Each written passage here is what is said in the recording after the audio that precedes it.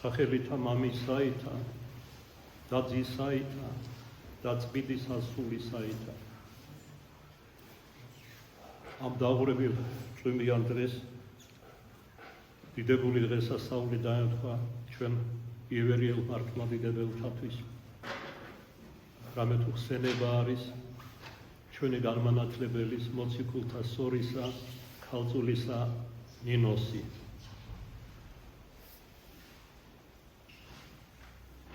კიდევ ერთხელ ვეცნობით რა მის ცხოვრებას და ვავლებთ რა გონების თვალს, გვაგონდება თვდიდებული მოციქული პავლეს სიტყვები, მიუწდომელ არიან ქსანი უფლისანი. ეს სავსებით უძლური ქალწული ამოიყვანა ღვთის განგებულებამ კაბადოკიიდან, მრავალი ქვეყნები მიმოჰლო, იერუსალიმი მაქვს პირველი სამხედველობაში, მერმე რომი, სომხეთი და ასე დაამგვარად შემოიყვანა საქართველოში. კაბადოკია მოგეხსენებათ ქართველთა უძველესი სამოსახლო იყო 1000 განმავლობაში. ორიოდე ქადაგების წინ ვახსენეთ და მოგლეთ გავიმეორებ, რომ ვართ რა იაფეთიდები მართალი ნოეს მიერ უფალმა ღმერთმა შემდგომად წარღვნისა გაანაწილა რა იმდროინდელი დედამიწა იაფეთიდებს ჩვენი გენისად ხვდათ წილად შავი ზღვისპირეთი, ხმელთაშუა ზღვისპირეთი, კავკასია, ესევე ჩრდილოეთი მხარე აფრიკისა, რასაც დღევანდელი გენეტიკური გამოკვლევების ამოწმებენ და ერთი მათგანი ჩვენი სამოსახლო, როგორც გითხარით, იყო კაბადოკია მცირე აზიაში.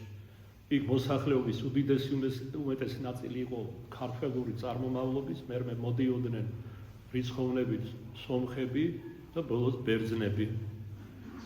მამაი ჩვენი განმანათლებელისა იყო ცნობილი რომაელი მხედართავარი საბულონი, ახოვანი მეომარი, რომელიც მერმე ქრისტეს მხედრად გარდაისახა.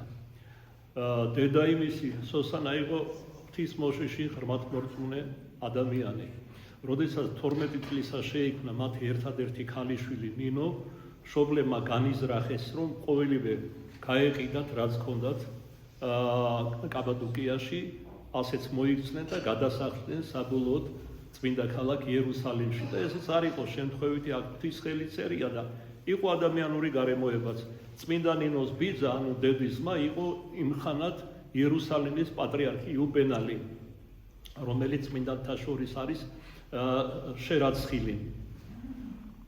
როდესაც წმინდა მიწა და იერუსალიმი მოილოცა ზაბულონმა, გულმა უთხრა, რომ გადაელახა იორდანე, გადასულიყო ერთ-ერთ ყველაზე უფრო უღრმეს უდაბნოში და დარჩენილი ცხოვრების ჟამი და დრო მიეძღვნა მხოლოდ ღმერთისთვის. რაც ცოლთან შეთანხმებით, თქვენი მართლმადიდებლური ტრადიციით, ერთ-ერთი მეუღლე თუ გადაწყვეს, მეორის თანხმობა არის საჭირო.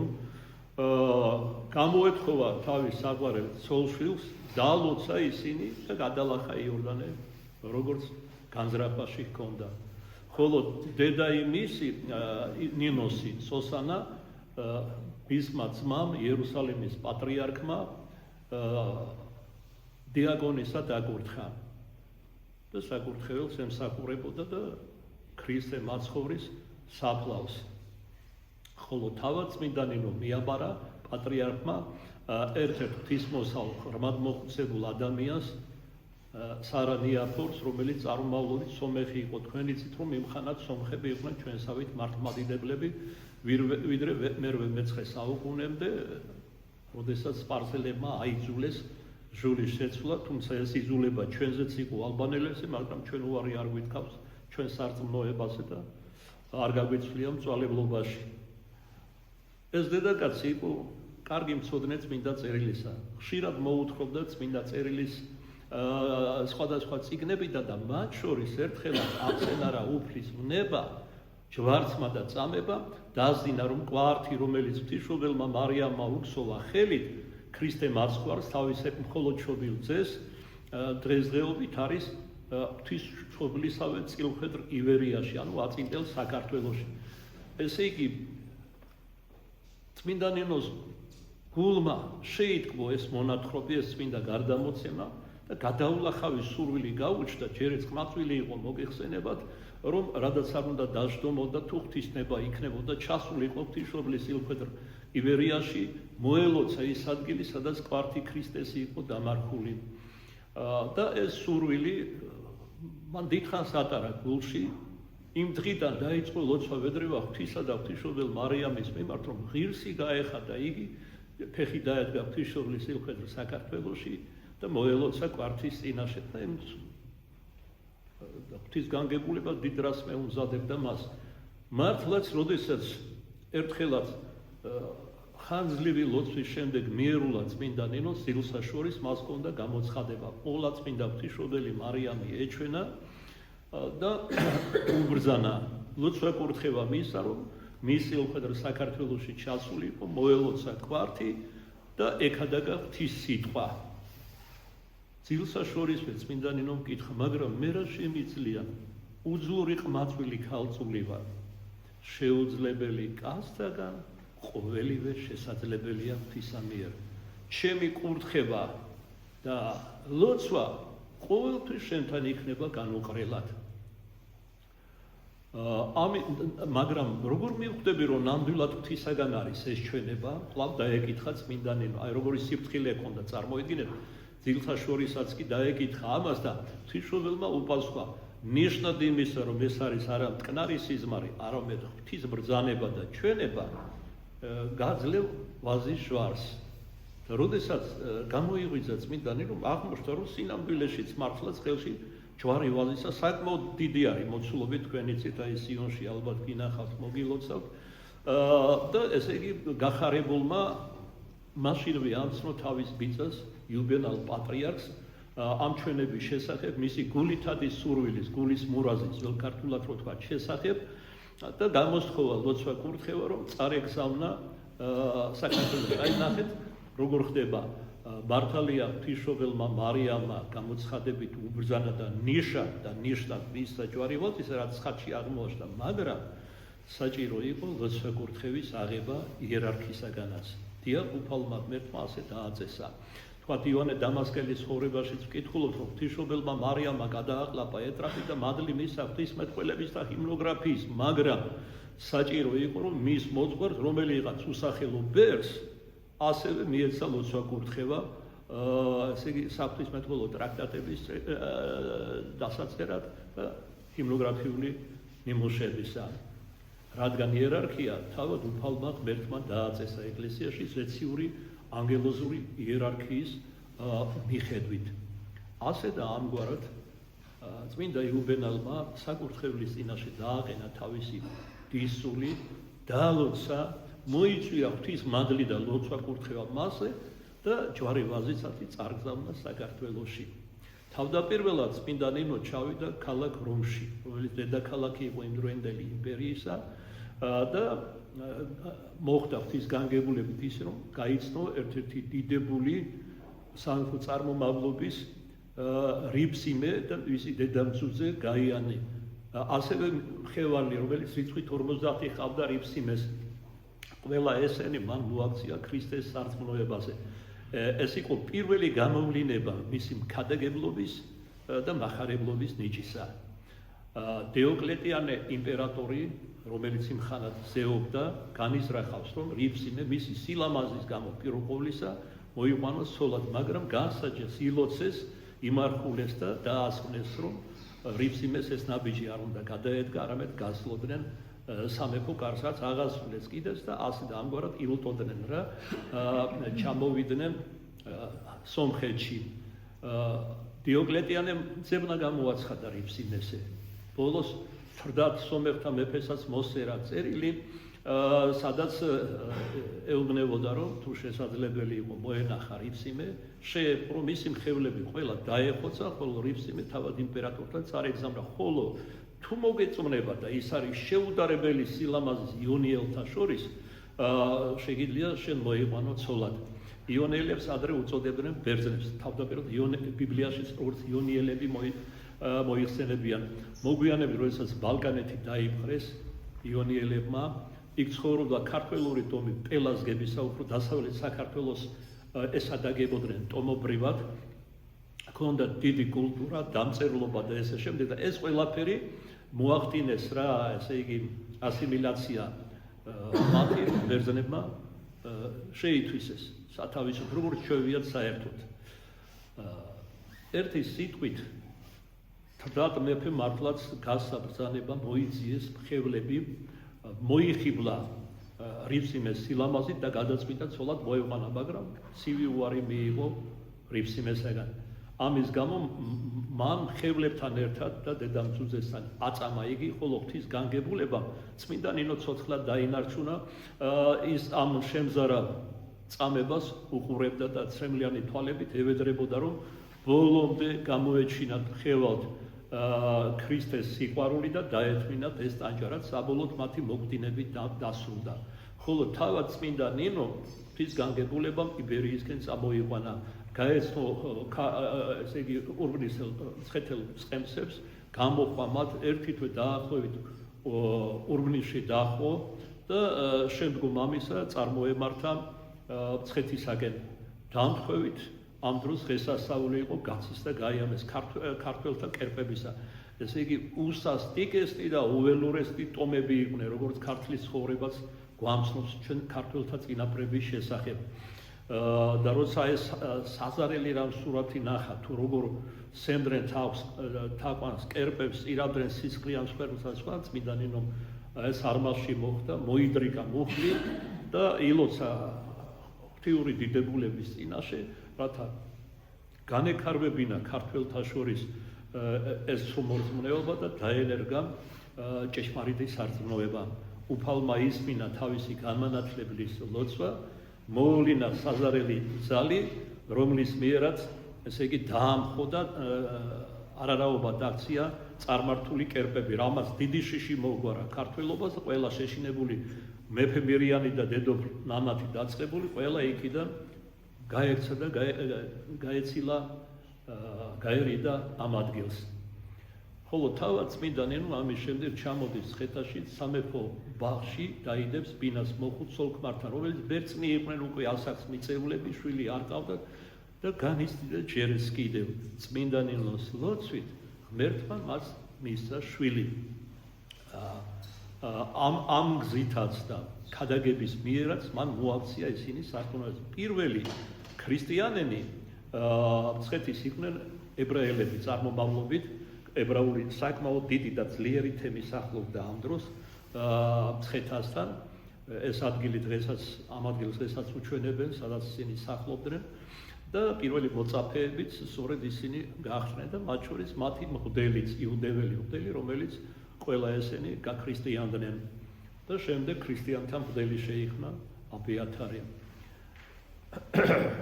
ამის შემდგომ წმინდა ნინო დასახლდა დღევანდელი სამთავროს მონასტრის ტერიტორიაზე, სადაც ეკლოვანი იყო, ესე იგი მაღლოვანი, აი ამ მაღლოვანში სახლობდა. ღვთის განგებულებით მოხდა ისე, რომ ნანა დედოფალი მძიმედ დასნეულდა, ვერანაირმა მკურნალობამ და სახელოვანმა ექიმებმა მას ვერაფერი ვერ შეზინეს, ვერ განკურნეს. უკვე საგონებულში იყო სამეფო კარი და თავად მეფეც და აი სწორედ ამ დროს მისვდა მის ყურს წმინდა ნინოს შესახებ, თუ როგორ ახდენდა იგი სასწაულებს, როგორ ქადაგებდა ქრისტიანობას და რა ნიშებს ახდენდა ჯვრის ნიშით, ჯვარი ვაზისათი. და ესე იგი შეუთვალა, რომ მიახლებოდა მას სასახლეში, მაგრამ წმინდა ნინომ მტკიცე უარი უთხრა. არა მე უნდა მივიდე დედოფალთან, არამედ იგი მოვიდეს შემთან. ასეთია ღვთის ნება და განგებულება.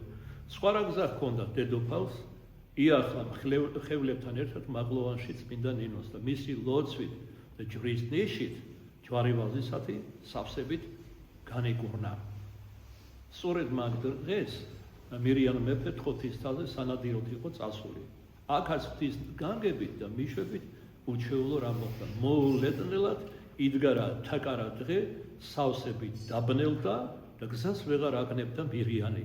გასახლდა თავის წარმართულ ღმერთებს, გაიამს, ზადეს, მაგრამ სრულიად უშედეგო. საკმაოდ დიდხანს მიისახდა თავის სრულ ღმერთებს და რა კი არანაირი გამოსავალი აღარ შანდა შეძრწუნებულმა მოუხმო წმინდა ნინოს ღმერთს ქრისტეს მეხსაშინა გადაიყარა ნისლმა და განოშდა კვალად მზე ყვირილით მოახტარა ცხენს პირიანი მოაგელვეს ცხეთისაკენ ასე იგი ცხენს და ყველა სამსნოს თუ რა სასწაული მოახდინა წმინდა ნინოს ღმერთმა ამის შემდგომ მირიან და ნანამ ირწმუნეს ქრისტე და ცოტა მოგვიანებით მტკვრისა და არავის შესართავში სადაც შორი ახლოს სვეტიცხოვლის დიდებული ტაძარი დგას მთელმა იმ ერმა მეფე დედოფალთან ერთად მიიღეს ნათელი ანუ მოინათლენ ალბათ ორიოდე სიტყვით უნდა ითქვას იმის შესახებას თუ რა მადლი აქვს და რა ნიში აქვს ჯვარს უფლისა პატიოსან ჯვარს თქვენთვის ცნობილია რა თქმა უნდა წმინდა იოანე ოქროპირის სწავლება რომელიც ამბობს რომ ქრისტეს ჟვრის ზალას ანუ ქრისტიანობის ზალას დედამიწაზე განამტკიცებს ორი ღვთაებრივი საწყისი ეს არის აარონული ანუ სამუდელო საწყისი და ეს არის საეკლესიო საწყისი და ეს არის სამეფო საწყისი რადო ვიგონებ ამას ამ შემთხვევაში წმინდა ნინოს ჯვრის მიერ აღესრულა წინასწარმეტყველება რაც ახდა კიდეც ქართველთა თავს კერძოდ როდესაც პირველად მოხდა ანექსია საქართველოსი რუსეთმა ჩრდილოეთის ქვეყანამ შეიერთა თქვენ იცით როგორ ძარცვავდნენ უძველეს ქართულ ეკლესია მონასტრებს როგორ ამახიჭებდნენ ფრესკებს როგორ აკრძალებს მშობლიურ ერაზე ღვთის დიდება და მრავალიცა სხვა და მათ შორის ეცადნენ შეერყვნათ ვაზი ჯვარისა უპირველესი რელიკვია და სიწმინდე ქრისტეს ყვართან ერთად და ღვთისმშობელ მარიამის ყვართან ამიტომ ჯვარი ვაზისა ქართველი ერის დაუკითხავად გატანილი იქნა ჯერ სომხეთში თითქმის 40 წლის განმავლობაში იყო იქ ეჩმიაძინში და შემდეგ იქიდან წარგზავნილი იქნა რუსეთის დედაქალაქში ამან გამოიწვია უდიდესი აღშფოთება როგორც ქართული ინტელიგენციის ესრე თავადაზნაურობის და ლიტონი ხალხისა და იმის შიშით რომ ჯანყი არ მომხდარიყო საქართველოში იძულებული გახდნენ იმპერატორის ბრძანებით უკან დაებრუნებინათ ეს სიწმინდე მაგრამ ჯვარი ვაზისა იყო სახე შეცვლილი მე საგანგებოდ დავინტერესდი თავის დროზე დიდი ხნის წინ ამ საკითხით და საგანგებოდ ესე გამოვიკვლიე გამოსახულებები ჯვარი ვაზისასი აი მაგალითად ცხეთის სვეტიცხოველშია მოხატული და სხვა იქ ასე დაშვებული ფრთები ჯვარი ვაზისას არა სწორი ფრთებია თითქმის და მე როცა მომბრუნდა რუსეთიდან იყო ფრთები დაშვებული რა იყო ეს იყო წინასწარმეტყველება რა კი მარჯვენა და მარცხენა ფრთა ჯვრისა განასახიერებს სამუდელო და სამეფო საწყის მაშა სადამე საქართველოს დაკარგავდა როგორც ერთ საწყის ისე მეორეს მართლაც და რუსეთმა რომელიც ბევრად გვიან მიიღო და დასაძრახი გზითაც კი პატრიარქობა და ავტოკეფალია თქვენ რომ იცოდეთ მე-17 საუკუნეში ჩვენთან კი ქრისტიანობა პირველი საუკუნიდან იქადაგებოდა ანდრიამ და რამოდენიმე სხვა მოციქულმა იქადაგეს მოციქულთა სწორებიც იყვნენ ჩვენთან საქადაგებლად ისე როგორც ალბანთა ქვეყანაში სომხეთშიც რომლებიც თავდაპირველად ჩვენსავი მართლმადიდებლები იყვნენ როგორც მოგახსენეთ შესავალში და მოკლედ რომ ვთქვათ ეს იყო წინასწარმეტყველება რომ საქართველოს დაკარგავდა ავტოკეფალიას რაც დაკარგა კიდეც რუსეთის გამოისობით სრულიად უკანონოდ და ужულოდ გააუქმეს ჩვენთან ავტოკეფალია უბრალოდ შურისა და დიდმედიდურების ველიკორუსული შოვინიზმის გამო ვერ მოითმინეს რომ რომელიღაც პატარა ქვეყანა ყოფილიყო უძველესი მათზე ეკლესიით ისე როგორც თუგნებავს მეფობით და ვერ მოითმინეს ვერცავა ჩვენი მეფობა და გააუქმეს ანუ პრაქტიკულად მათ მისტიური თვალსაზრისით ბრძოლა გამოუცხადეს როგორც ეკლესიას ისე მეფობას ანუ მოკლედ რომ ვთქვათ ქრისტიანობას რაც ეფუძნება სწორედ ამ ორ ღვთაებრივ საწყისზე მაგრამ დადგება დრო ჯვარი ვაზისა კვლავ ფრთებს გაშლის აგერ ერთ-ერთი ნიში უკვე მოხდა აღდგა ავტოკეფალია ეკლესიისა აღდგება უეჭველად მირონცხებული მეფობაც როგორც თუნდაც ერთ-ერთი ბოლოდროინდელი წმინდანი ჩვენი დიდი წმინდანი მამა გაბრიელი წინასწარმეტყველება რის შესახებაც უშუალოდ მის გარდაცვალებამდე ერთი თვის ადრე ქონდა რა შეხვედრა და საუბარი და თითქმის მამა გაბრიელი ლაპარაკობდა, არც მიკითხია ბოლო ჟამზე დაიწყო წინასწარმეტყველება რა მოხდებოდა ბოლო ჟამს ჩვენთან, ჩვენ საზღვრებს გარეთ, ეკლესიაში, ერში და ასე შემდეგ და მათ შორის დაზინა ესეც რომ მირონცხებული მეფობა აღდგებოდა ნიკოფსიიდან დარუბანდამდის და მეფე იქნება ერთადერთი გარანტი ჩვენი ტერიტორიული მთლიანობის გარდა სხვა სიკეთეებისა დაწინა მამა გაბრიელმა ღვთის მადლით წმინდა ნინოს ჯვრის ნიშით ვაზი ჯვრისა და ესეც არ არის შემთხვევითი რომ ღვთის მშობელმა ნიშად იმისა რომ ჭეშმარიტი იყო გამოცხადება რომელიც გამოუცხადა წმინდა ნინოს სწორედ ვაზი ჯვარი მიაწოდა თქვენ იცით რომ ვას ვენახს ოდგვარი ბიბლიური მნიშვნელობა განასახიერებს თავად ქრისტეს ამას უფალი ამბობს უშუალოდ ერთ-ერთ ამაღლებულ ქადაგებაში მე ვარ ვენახი და თქვენ რტონი ანუ ჩემი მოწაფეები ასევე განასახიერებს ღვთისმშობელ მარიამს ახალ ისრაელს და ეკლესიას ქრისტესი და ამითაც მიანიშნებს გარდა ყველაფრისა ისტორიულადაც რომ ავიღოთ საქართველო არის ღვინის ქვეყანა ხოლო ვას ვენახს აი ეს ოთხმაგი მნიშვნელობა